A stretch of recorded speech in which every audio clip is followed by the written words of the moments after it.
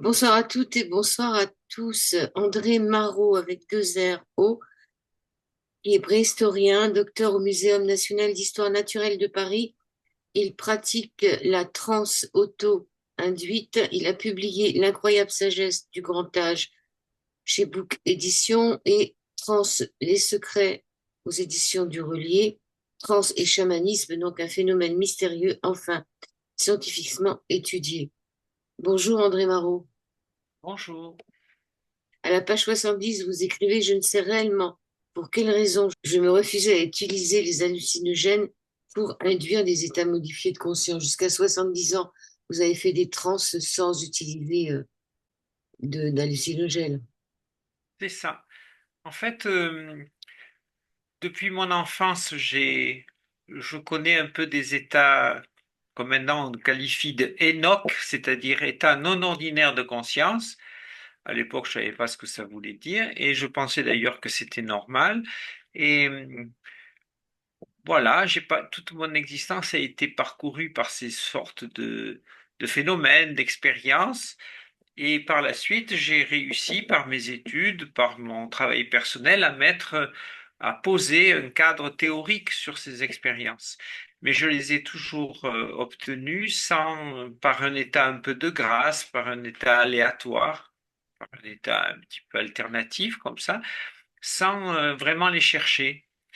Et c'est vrai que je me suis toujours dit par une forme de coquetterie que c'était pas utile d'utiliser des substances ou alors par une forme de lâcheté, hein, parce que je ne savais pas trop l'incidence de ces substances sur mon psychisme.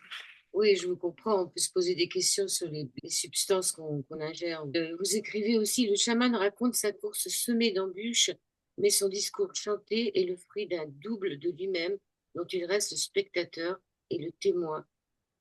Et un peu plus loin, vous dites: Dans les premières phases de la transe, le chaman connaît une sensation de chavirement hors espace et hors temps, accompagnée par une sorte d'aspiration vers un infini de soi au sein d'une grande densité de silence. Donc c'est ça que vous avez vécu, ce chavirement. J'ai vécu ça plusieurs fois.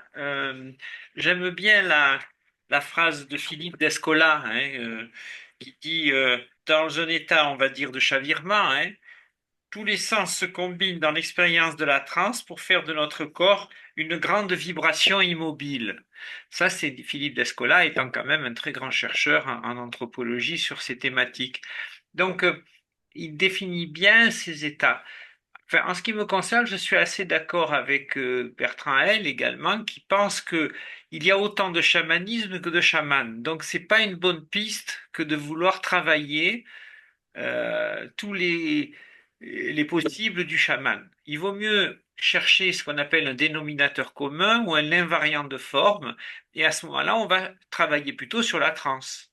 La transe étant commune à tous les actes de chamanisme. La transe étant ce chavirement d'une réalité ordinaire et de surface à une réalité non ordinaire, non tangible si vous voulez, visible, invisible, vous l'appelez comme vous voulez, mais c'est ça qui est intéressant dans la transe. Et effectivement, quand on vit ce chavirement, on a vraiment l'impression de changer de référentiel au cœur d'une même réalité.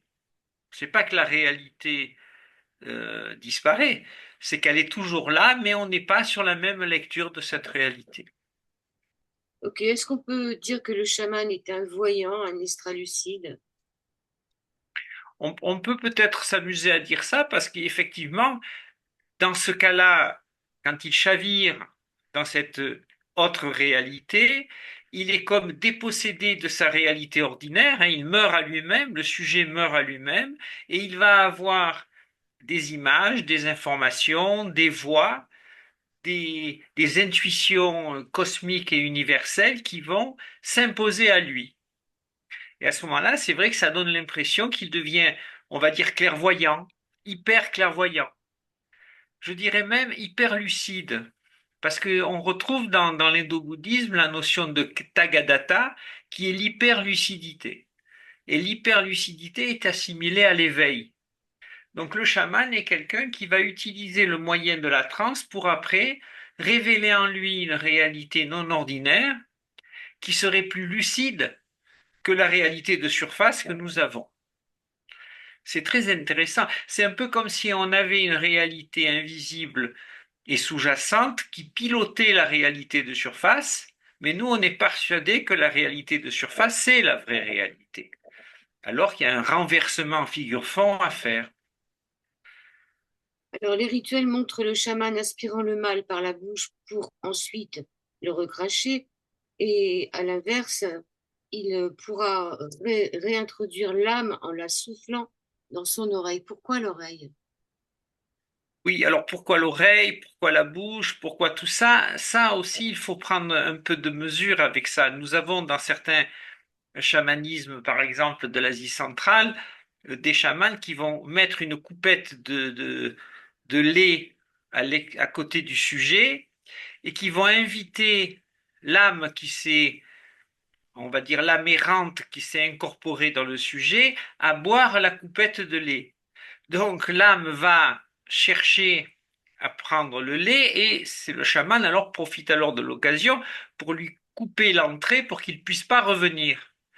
Tout ça, c'est très beau. On est dans une espèce de métaphore et de poésie, mais c'est un peu plus subtil que ça. Quand on veut travailler dans le fondement de l'acte chamanique ou de l'acte de transe, on voit bien que c'est plutôt un jeu de force qui consiste, alors là ça devient un peu plus complexe, ça peut prendre un air abstrait, qui consiste soit à rentrer dans un chamanisme dit de la magie noire auquel je n'adhère pas, qui consiste à diaboliser les forces intérieures qui sont considérées comme à exorciser, etc. Soit on rentre dans un chamanisme ou une magie blanche qui consiste à dire que de toute façon, le réel est infiniment contradictoire et qu'à l'intérieur de moi, je n'ai que des contradictions terribles à gérer, mais que tout a sa place. Et à ce moment-là, le chaman va en mettre du désordre, parce que lui-même a fait ce parcours intérieur, va pouvoir orchestrer ces contradictions à l'intérieur de lui-même pour arriver à la conclusion, tiens, c'est fou, il n'y a aucune contradiction. L'ombre étant l'occasion de révéler la part de lumière qui était inconnue, et à partir du moment où un événement, une ombre et une âme sombre va me révéler une ignorance de moi au point que je devine que ce n'était que de la lumière, où est la contradiction? Voilà, là on a les deux grands courants de, de la magie noire ou de la magie blanche. Moi, je suis plutôt un poétique idéaliste, donc je suis plutôt dans la magie blanche. Mais vous voyez, toutes ces histoires d'incorporation d'âme et de sortie d'âme par les oreilles, par le corps, par la bouche, tout ça, c'est poétique, ce sont des analogies, et il va falloir les revisiter de manière un peu scientifique. Alors, il y a une dissociation, hein. Est-ce que la dissociation serait-elle pas similaire à l'ubiquité? Très bonne remarque, la dissociation, c'est quelque chose de fondamental dans notre espèce. Nous sommes une espèce fondamentalement capable de dissociation, déjà. Depuis la nuit des temps, ça c'est le préhistorien qui vous parle, on est capable de se dissocier pour pouvoir survivre. Je sais que je ne réponds pas directement à la question, mais c'est important de faire ce détour. Quand nous étions chasseurs, cueilleurs, collecteurs, ramasseurs, on ne vivait pas plus de 20 ans, on était du matin au soir très peu sûr d'être vivant le soir venu, et on ne vivait que dans une sorte d'hyper-urgence en permanence qui obligeait dans le cœur de cette hyper-présence, obligeait à être dissocié. La dissociation étant une compétence où je suis tellement dans l'épaisseur d'un immédiat que je suis en transe. D'accord. Donc c'est une dissociation utile. Dans cette dissociation utile qui peut ressembler à une ubiquité, je peux être là, infiniment là dans mon corps, et en même temps, par une sorte d'expansion de conscience, d'être par une sorte de synesthésie, c'est-à-dire d'augmentation de toute la perception de mes sens, être à plusieurs kilomètres plus loin. Le chaman va sentir des choses, des bruits, des sons, sur les troupeaux qui se déplacent que le commun des mortels n'est pas capable vraiment d'observer. Donc, cette capacité de dissociation qui nous a permis la survie, elle est naturelle à notre espèce. On la retrouve sur l'art pariétal. que ce soit à Chauvet à moins 36 000 ou à Lascaux à moins 16 000 ou de partout, on est toujours étonné euh, par la représentation graphique de ce que de ce que nous vivions à l'époque. Ce qui est intéressant dans la dissociation, c'est que si je suis dans une dissociation consciente, c'est-à-dire qu'il y a une sentinelle immobile qui observe le fait d'être dissocié, je suis dans une sorte d'éveil. Je suis quelqu'un de sage et de réalisé. Si je perds le témoin, si je perds l'éveil, je deviens un malade, un psychotique. Donc la maladie mentale, la psychose, la schizophrénie, la schizoïdie, vous l'appelez comme vous voulez, ça dépend de la capacité de maintenir la perception du témoin. Voyez? Et ça, c'est quelque chose que les peuples premiers ont très très bien pressenti. Quand ils détectent dans leur tribu un enfant qui a déjà une prédisposition de dissociation importante, ils vont le prendre en charge et ça va devenir une pièce maîtresse de leur système. Parce qu'il aura ce don de clairvoyance, d'hypersensibilité, connaissance, tout ça, parce qu'il n'aura jamais perdu le témoin. Alors que dans nos sociétés, malheureusement, comme on n'a pas cette culture, eh bien, on va les retrouver, malheureusement, plus tard, peut-être, en hôpital psychiatrique.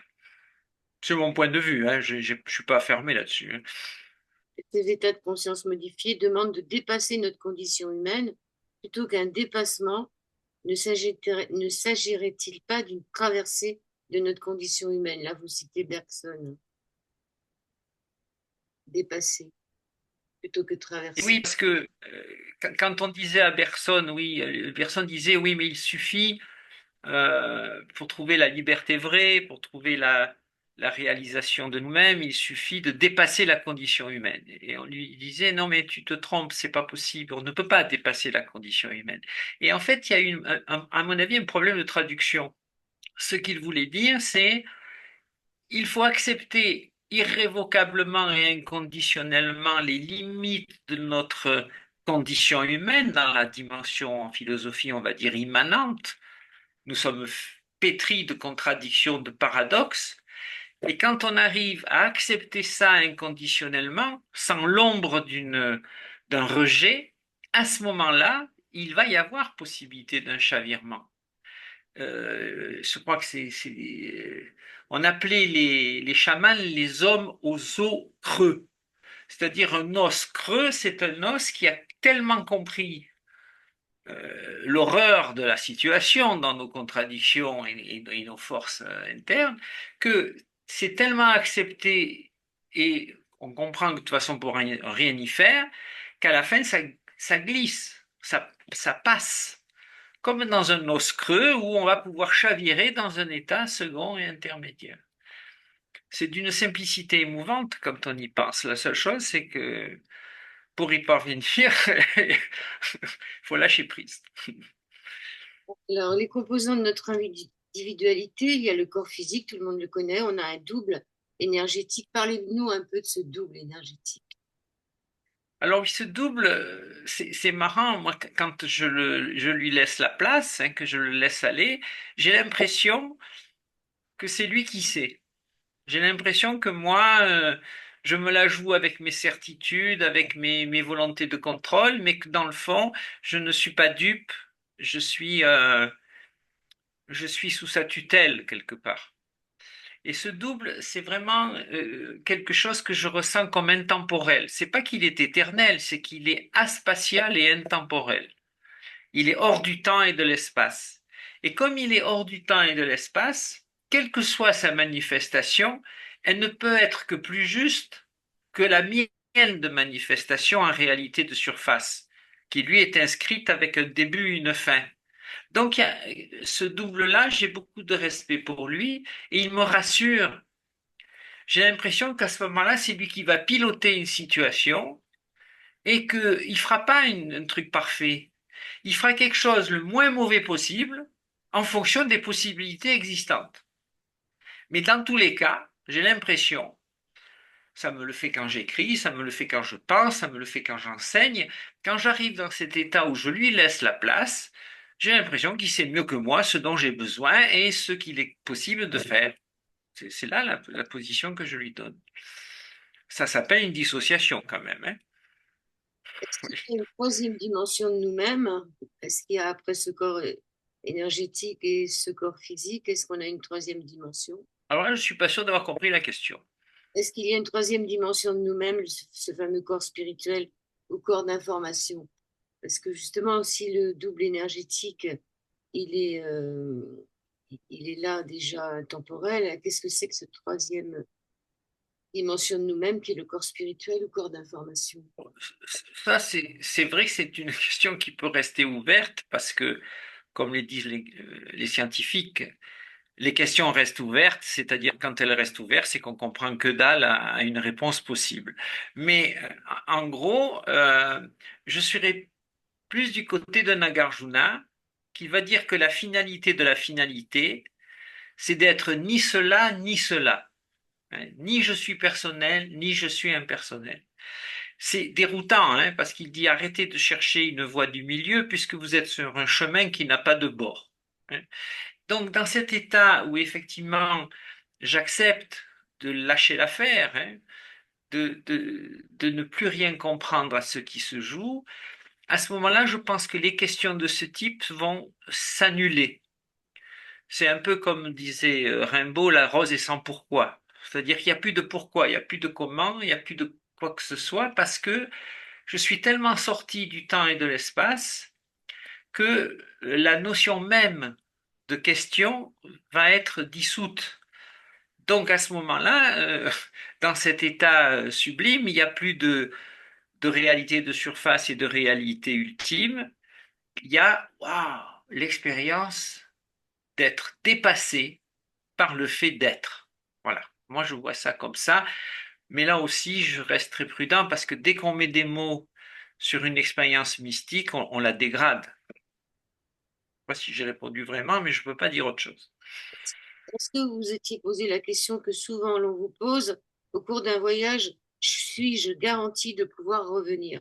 Est-ce que vous vous posiez cette question vous, avant de partir? Honnêtement, je me la suis posée avant de goûter aux substances antéogènes. Avec mon statut d'anthropologue, tout est permis, donc je suis allé dans des pays ou des endroits qui permettaient de goûter aux substances antéogènes, c'est-à-dire qui fait que on va vivre un voyage mais sans pouvoir le contrôler, hein. On est comme un peu dans un Luna Park sur les montagnes russes dans la petite carriole et on suit un peu le film. J'avais un peu peur de ça, de perdre la possibilité du témoin. Et c'était ça qui, je pense, plus que par vertu, faisait que je résistais à l'idée d'expérimenter ça. Mais je regrette pas de l'avoir fait. C'est assez bouleversant quand on le fait, parce que ça permet tout ce travail de bœuf de labour besogneux que l'on peut faire par les voies dites mécaniques, qui sont en fait stupides à la fin parce qu'on s'aperçoit que c'est un chemin sans chemin et qu'il n'y a pas de voie. En fait, il n'y a pas de voie. Il suffit d'arriver à se dire profondément et intensément, tiens, c'est fou, j'existe, pour arriver à l'aboutissement de toutes les voies et tous les moyens qu'on poursuit. C'est ça qui est très rigolo dans cette histoire. Mais quand on prend les substances, qui sont inquiétantes, pour ça, parce qu'on a peur de perdre le contrôle, hein, enfin du moins l'observation immobile, eh bien, quand on prend les substances, on a, waouh, des flashs quand même d'ouverture infinie qui nous font, quand on a un peu de background quand même, un peu d'expérience, qui nous font voir ce que peut être la liberté vraie. Vous voyez, donc voilà, donc je suis d'accord avec vous, ça a résisté, mais que du côté des substances. Ça a résisté, vous avez commencé après 70 ans à les prendre, je crois, hein. Est-ce que c'est Ah, pas dangereux aussi pour la santé? non, j'ai trouvé que pour la santé, ça n'a pas vraiment d'incidence, parce que ce sont des plantes naturelles. Ce sont notamment des champignons. Le champignon, c'est un ami, un allié.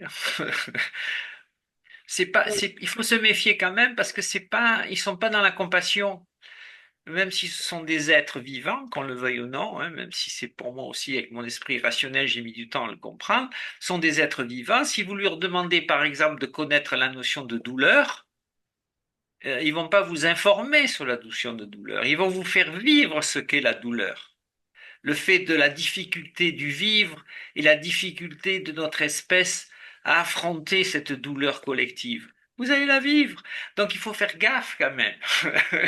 Parce que c'est pas, qu'ils sont pas du tout dans une approche politique, hein. Ils sont très, très cash, hein.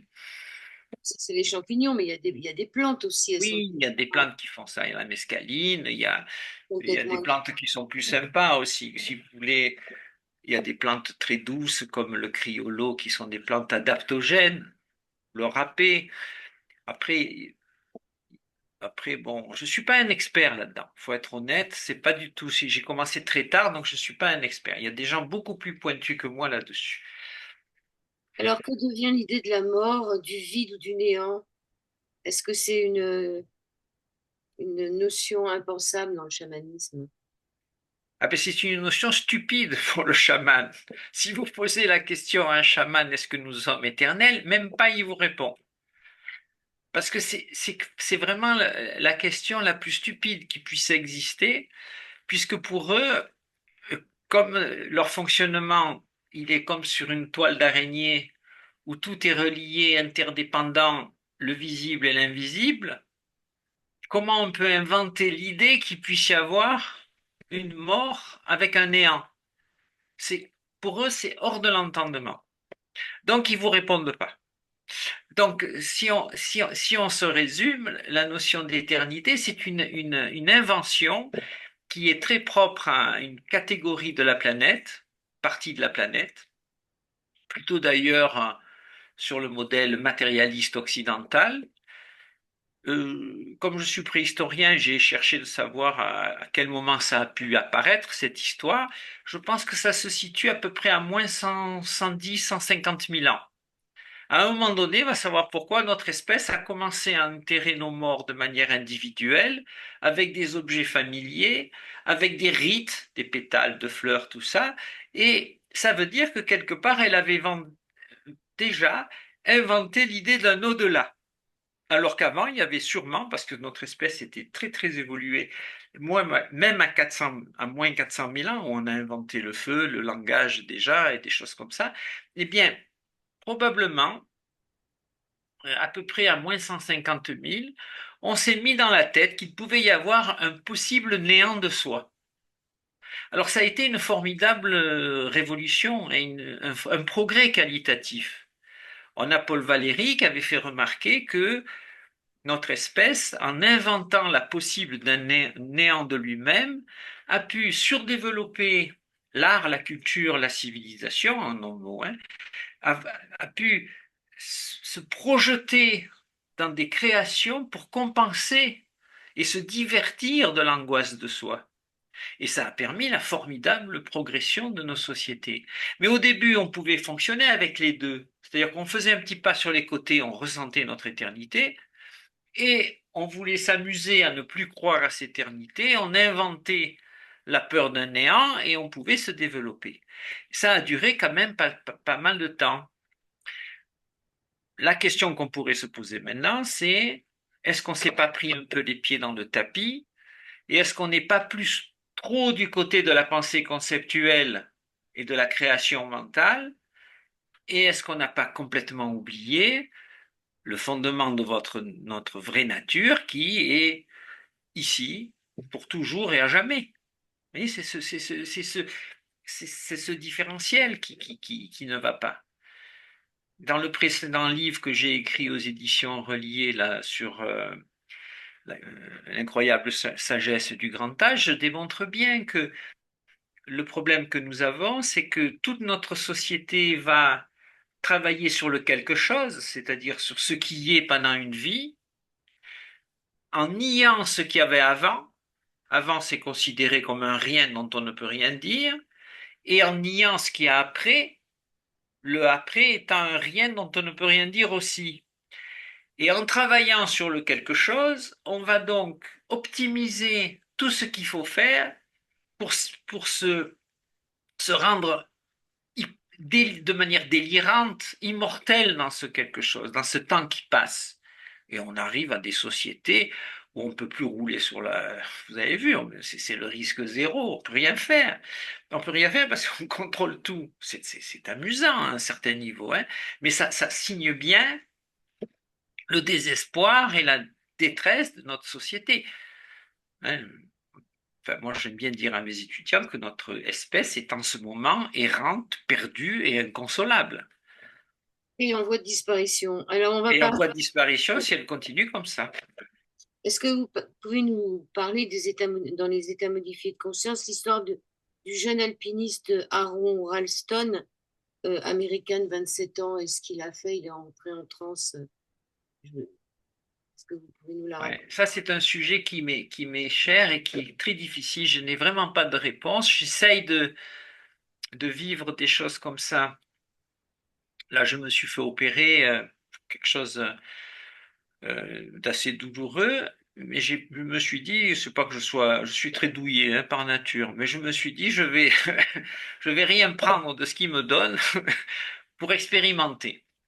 Et effectivement, je me suis mis en transe dans ces états de douleur importante, post-opératoire, et, et j'essaye de comprendre. Mais je crois vraiment qu'il y a un état de, d'intériorité, de transe importante qui fait que c'est pas que la douleur est effacée, c'est qu'elle est mise en abîme par une dimension beaucoup plus vaste et par une sorte de sauvagerie de l'instant.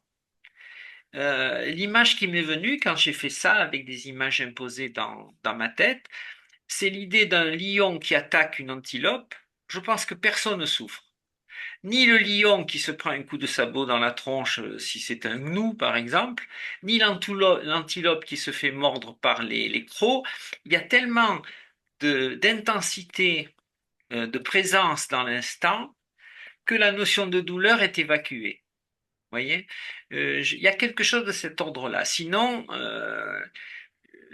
je vois pas d'autre issue. Mais je crois que la transe permet ça.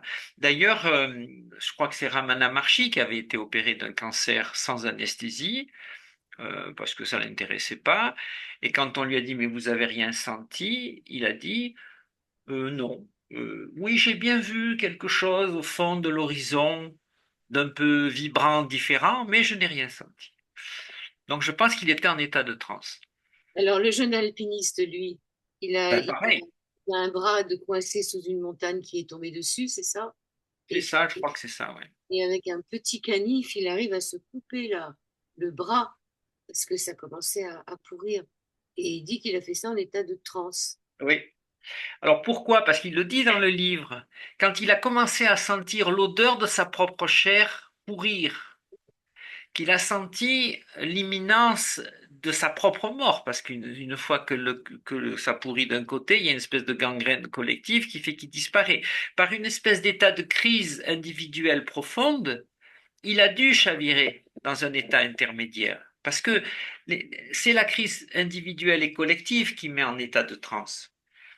Nous, maintenant, on essaye de les provoquer, mais quand on était dans des situations très anxiogènes, le chavirement en état de transe se faisait immédiat. Donc je pense qu'il a vécu cet instant-là, il a accompagné, parce que c'est comme tous les alpinistes, ils sont très forts dans tout ce qu'on appelle l'inscription dans l'immédiat, dans l'instant primultime, hein, premier et dernier en son genre, donc dans cette épaisseur. Et à mon avis, il a réussi cette prouesse spectaculaire dans un état second. Au fil de votre ouvrage, on voit que la notion de transe et des voyages recouvre des dimensions sacrées. Les mystiques sont-ils des chamans qui s'ignorent? Ben oui. Moi, je poursuis cette idée qu'un gars comme Nisargadatta, Nagarjuna, Ramana Maharshi, qui sont tous issus du shivaïsme, du Cachemire ou de l'Advaita Vedanta, sont des gens qui sont en transe légère perpétuelle, permanente. Ils ont réussi à se mettre dans un état de transe lente ou légère, et ils sont, comme on disait avant, hein, ils sont du monde sans être de ce monde. Ils sont intermédiaires. Alors, vous dites en conclusion que votre essai a plusieurs dimensions et plusieurs buts, dépasser notre peur de vivre et notre peur de mourir. Pas de proposer de nouvelles croyances, mais plutôt de favoriser des expériences. Et vous avez tout un tas d'exercices, dont les marches. Oui, ce sont des marches qui n'ont pas été inventées par moi, mais que j'ai un peu puisées en côtoyant les peuples premiers ou en travaillant aussi sur ma propre expérience. Effectivement, alors là, on est dans quelque chose de paradoxal, hein, parce que c'est Antonio Machado qui disait, Voyageur, il n'y a pas de chemin, le chemin se fait en marchant. Donc, il ne devrait pas y avoir de pratique. Il devrait, on devrait il devrait y avoir une pratique sans pratique. Mais sauf qu'on a besoin de croire à l'illusion d'une pratique pour s'apercevoir que le geste est tellement simple de chavirement et de changement que c'était complètement idiot de faire des pratiques. Mais avant d'arriver à cette conclusion, on peut s'amuser, effectivement, de manière très laborieuse, un peu comme des bœufs de labour, là, on peut s'amuser à pratiquer. Je l'ai fait pendant 30 ou 40 ans, moi, le fait de pratiquer. J'ai pratiquement essayé tout. Mais euh, la question, c'était quoi, en fait, la question? Et c'est vos travaux pratiques qui commencent à la page 237. Il y a des marches, il y a la marche buvard, la marche immobile, il y a les exercices des miroirs, des sons, la relaxation, de la respiration, la méditation. Il y a plein de petits exercices en fin de livre qui sont intéressants. Ouais. Donc, Ben, en fait, toutes ces pratiques reviennent à une seule chose, c'est qu'on ne peut pas atteindre un état, on va dire, modifié de conscience ou d'expérience spirituelle sans passer par le corps. Quel que soit le corps. On peut avoir un corps extrêmement dégradé, hein. On s'en fout, on n'est pas là pour faire du yoga, ça sert à rien le yoga en termes de performance pour atteindre la spiritualité. Mais l'idée générale, c'est je ne peux rien faire si je me réapproprie pas complètement ce corps, que je vais tellement me réapproprier que je vais arriver avec cette évidence qui a été le titre du livre de Ramana, hein, je suis. Mais dans le je suis, c'est pas je suis qu'il faut se dire, c'est waouh, j'existe. Mais j'existe non pas sur le plan intellectuel, mais j'existe sur la totalité du corps, c'est-à-dire sur le plan sensoriel.